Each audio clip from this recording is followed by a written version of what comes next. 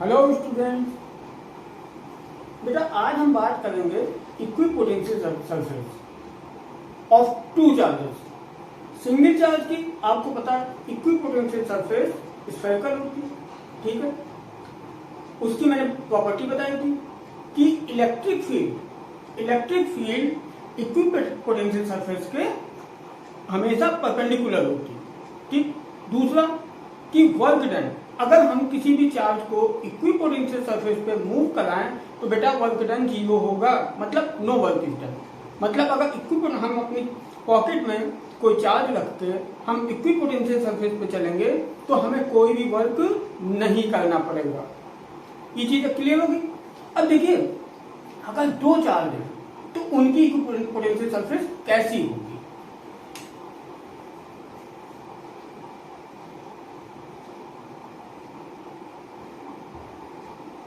Equipotential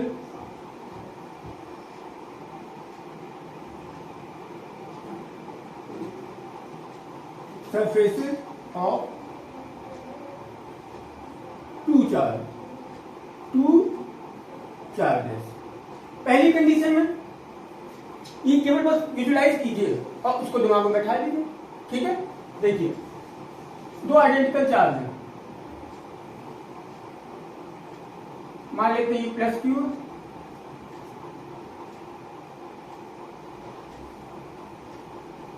ये भी plus Q, ठीक है।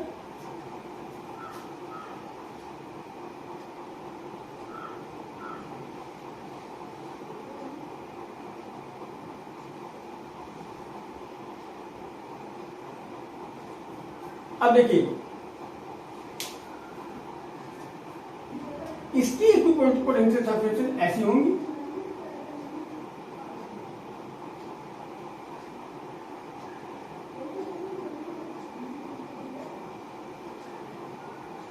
बेटा इसकी भी ऐसी होगी,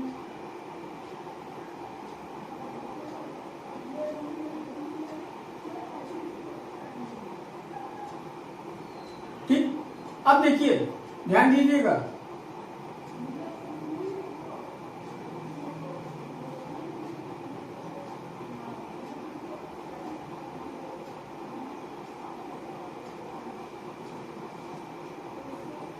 इक्विपोटेंशियल सरफेस कभी भी एक दूसरे को इंटरसेक्ट नहीं करेंगे, ठीक। अब हम जैसे ही दूर होते जाएंगे, ध्यान रखिए, जैसे ही हम इन दोनों चार्जेस के दूर होते जाएंगे तो बेटा इसका शेप कुछ ऐसा होता जाएगा।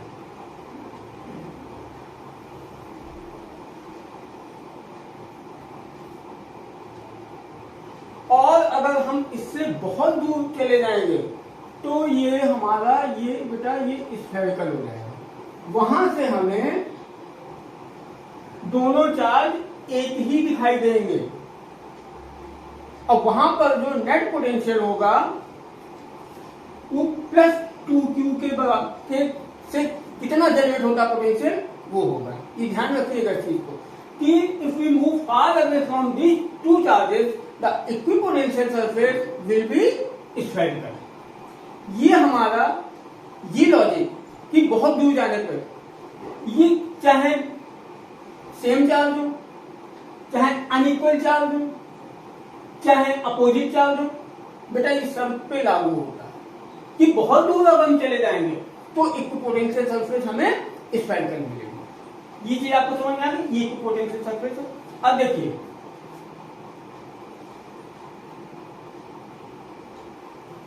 क्या कहीं पर पोटेंशियल 0 मिल सकता है पॉसिबिलिटी? नहीं है, क्योंकि इसकी वजह से भी पॉजिटिव पोटेंशियल होगा, इसकी वजह से भी पॉजिटिव पोटेंशियल होगा, ठीक। अब मिडिल पॉइंट पर E 0 हो जाएगा हमारा, लेकिन पोटेंशियल नहीं होगा 0। क्लियर? E 0 होगा लेकिन पोटेंशियल नहीं होगा 0। E 0 क्यों? यहां पे बेटा अगर कोई भी चार्ज रख दे तो जितना फोर्स इधर लगेगा उतना ही फोर्स इधर लगेगा। क्लियर? जितना फोर्स इधर लगेगा उधर नेट फोर्स 0, तो बेटा E 0 हो गया।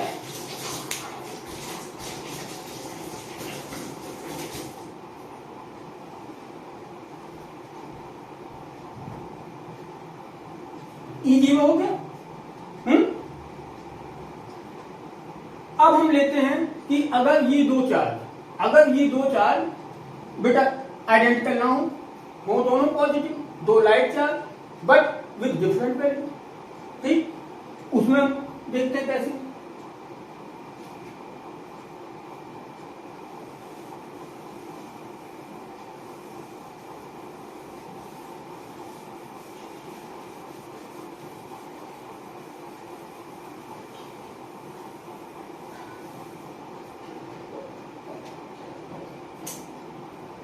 Suppose that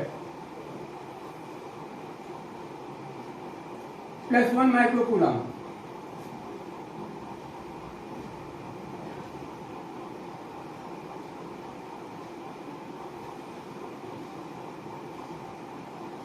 +4 माइक्रोकूलम, ठीक है, इसकी पोटेंशियल सरफेस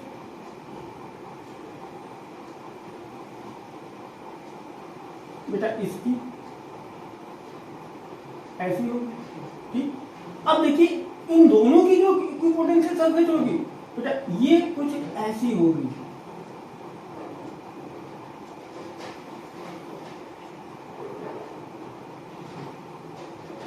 एक अमेजिंग। तो ये कैसा एक बैलून है,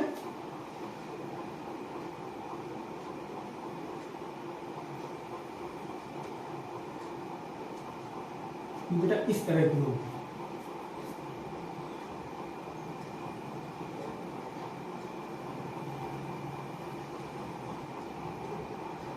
इसकी पोटेंशियल सरफेस इस तरह की, ठीक है। अब देखिए इसमें भी अगर हम बहुत दूर जाएं तो हमें इक्विपोटेंशियल सरफेस स्फेरिकल मिलेगी, और कितने चार्ज की वजह से, +1 +4 +5 माइक्रोकूलम की वजह से, आगे समझ में, +5 माइक्रोकूलम की वजह से, ये ऐसी, ठीक है।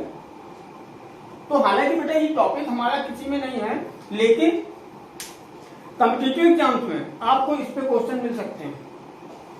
अब अगर हम बात करें एक पॉजिटिव और नेगेटिव की, तो आप कोशिश करिएगा, और अगर प्रॉब्लम हो नहीं समझ में आता तो हमको मुझे कमेंट बॉक्स में भेजिएगा, ठीक है, क्लियर। तो ये आपको इस टाइप के क्वेश्चन जेईई मेंस में, नीट में आपको मिलेंगे, तो इसका आपको यूटिलाइजेशन हो गया, ठीक है। अब देखिए दोनों लाइट चार्जेस हैं, तो पोटेंशियल तो कभी कहीं जीरो नहीं मिल सकता, क्योंकि पोटेंशियल तभी जीरो मिलेगा जबकि एक पॉजिटिव चार्ज हो एक नेगेटिव चार्ज हो, अदरवाइज पोटेंशियल जीरो नहीं मिलेगा, ठीक है। अब बात करते हैं इलेक्ट्रिक फील्ड की। देखिए +4 माइक्रोकूलम 1 माइक्रोकूलम, तो बेटा यहां पर कोई पॉइंट ऐसा होगा जहां पे E = 0, ठीक है। यहां पर आपको कोई पॉइंट नहीं, यहां पर आपको कहीं =0 नहीं मिलेगा, क्योंकि कोई भी चार्ज रखने पर ये दोनों पॉजिटिव चार्ज सेम डायरेक्शन में फोर्स लगाएंगे, चाहे यहां नेगेटिव रख के देख ले, भाई नेगेटिव चार्ज अगर यहाँ पे सपोज -2 यहाँ रख दिया, तो बेटा ये फोर्स इधर लगाएगा E1, ये भी फोर्स इधर लगाएगा E2, तो क्या कहीं पे इलेक्ट्रिक फील्ड जीरो मिलेगी, ठीक। ये देखिए इलेक्ट्रिक फील्ड और पोटेंशियल में कंफ्यूज मत होइए। अगर हमें इलेक्ट्रिक फील्ड निकालनी, वहां पे हमने क्या किया कि कोई चार्ज रख दिया, अगर नेट फोर्स जीरो है तो बेटा इलेक्ट्रिक फील्ड जीरो होगी। ध्यान रखना, पोटेंशियल जीरो किस केस में होगा, जब दो अपोजिट चार्ज होंगे। लाइट चार्ज की वजह से कभी भी पोटेंशियल जीरो नहीं होगा, इस चीज को दिमाग में रखिए, और कभी भी कंफ्यूजन मत क्रिएट कीजिए अपने दिमाग में V और E के बीच में, ठीक है। अब देखिए अब मैं आपको बताता हूं, वो भी टॉपिक हमारा कॉम्पिटिटिव एग्जाम से ही रिलेटेड है। तो ये बेटा ये केवल विजुअलाइजेशन कराना था आपको, इसमें कोई, और देखिए अगर कैलकुलेट करना हो तो V के लिए आपके पास फॉर्मूला, E के लिए फॉर्मूला है, डिस्टेंस अगर दी है यू कैन कैलकुलेट कि ये पोटेंशियल सरफेस पे कितना वोल्टेज होगा। इक्विपोटेंशियल सरफेस का मतलब ये नहीं है कि जीरो पोटेंशियल हो, जो भी होगा उसके हर पॉइंट पे पोटेंशियल सेम होगा। समझ गए ना आप ये बात? हाँ, अब देखिए, अब सपोज दैट दो कंडक्टिंग स्फीयर्स हैं, ठीक है बेटा, इसकी रेडियस R1 है, इसकी रेडियस R2, ठीक है। इस पर हमने Q1 चार्ज दिया, इसके ऊपर Q2 चार्ज। इसके रिजल्ट पे बेटा ध्यान दीजिएगा।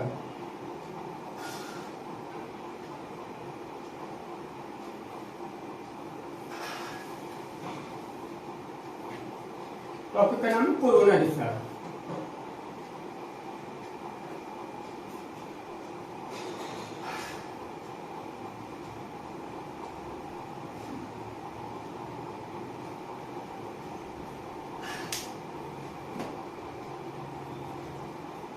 इस पे सरफेस चार्ज डेंसिटी सिग्मा 1, इस पे surface charge density sigma 2। Sigma क्या होता है ये आपको अच्छी तरह से पता है। सिग्मा 1 इक्वल टू क्या होता है? Charge divided by total surface area. Charge divided by total surface area. 4 pi R1 square and sigma 2 equals to Q2 upon 4 pi R2 square। ठीक, अब हमने क्या किया, देखिए इसके ऊपर भी पॉजिटिव चार्ज है,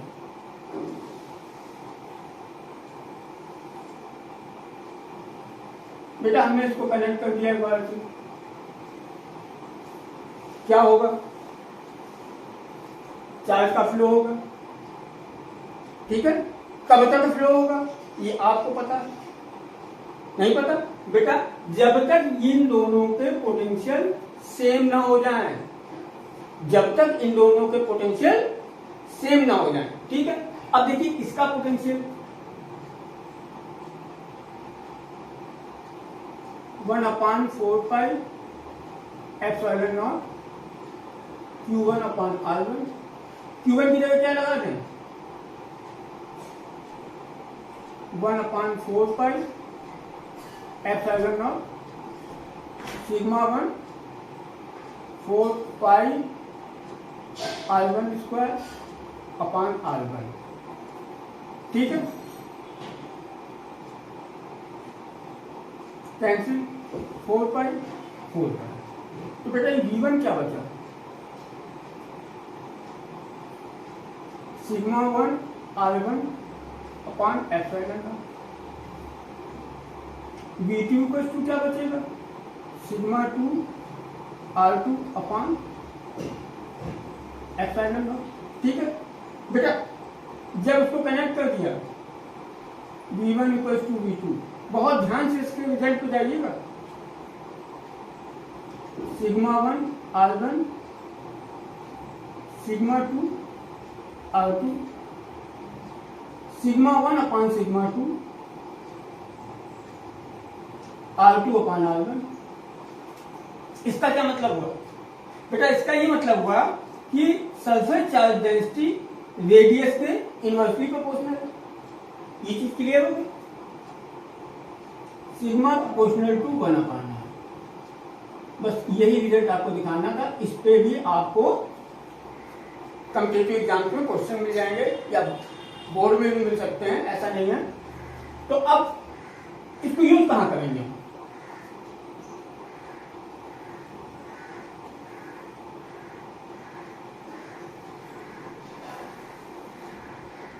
देखिए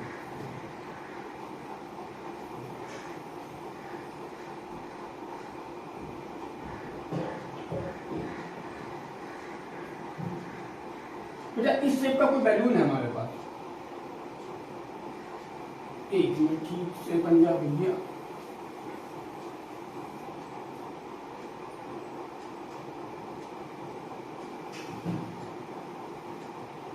ठीक है। अब देखिए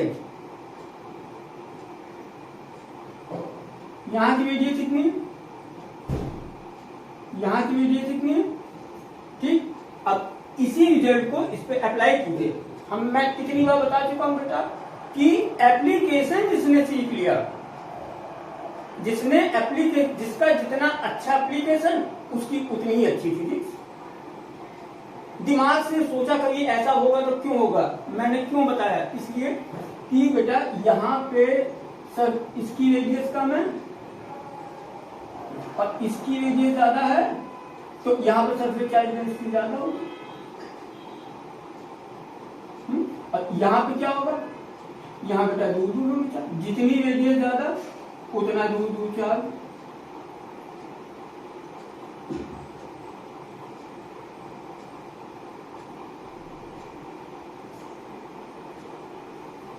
ये चीज समझ में आ गई। इसके रिजल्ट को इसमें मैंने अप्लाई किया,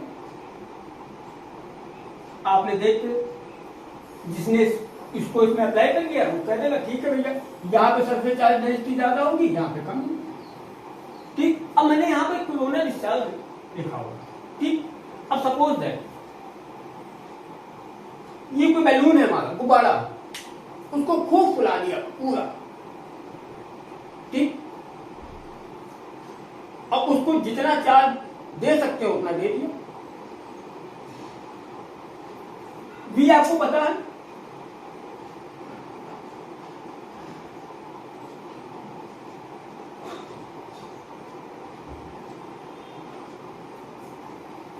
क्यू कांस्टेंट, ये चीज हमारी कांस्टेंट, ये प्रोपोर्शनल टू 1/, इतना बड़ा बैलून था, इतना सा हो गया, चार्ज तो उतना ही रहेगा, ठीक है। लेकिन पोटेंशियल कितना बढ़ जाएगा, इनवर्सली प्रोपोर्शनल है, रेडियस बहुत कम हो गई। जैसे जैसे रेडियस कम होती जाएगी तो बेटा पोटेंशियल बढ़ता है, पोटेंशियल हमारा बढ़ता जाएगा। और अगर हम उसकी रेडियस को बिल्कुल एक पिन के पॉइंट की तरह कर दें तो पोटेंशियल कितना हो जाएगा, बहुत ज्यादा, क्योंकि रेडियस बहुत कम, तो पोटेंशियल बेटा इतना ज्यादा हो जाएगा कि जो एयर का जो डाइलेक्ट्रिक ब्रेकडाउन है वो टूट जाएगा। एयर का अब हम यही इसी चार्ज को, उसी बैलून वाले चार्ज को बेटा हम बिल्कुल किसी क्वांटिटी चीज पे रख दें तो इसका पोटेंशियल इतना ज्यादा हो जाएगा कि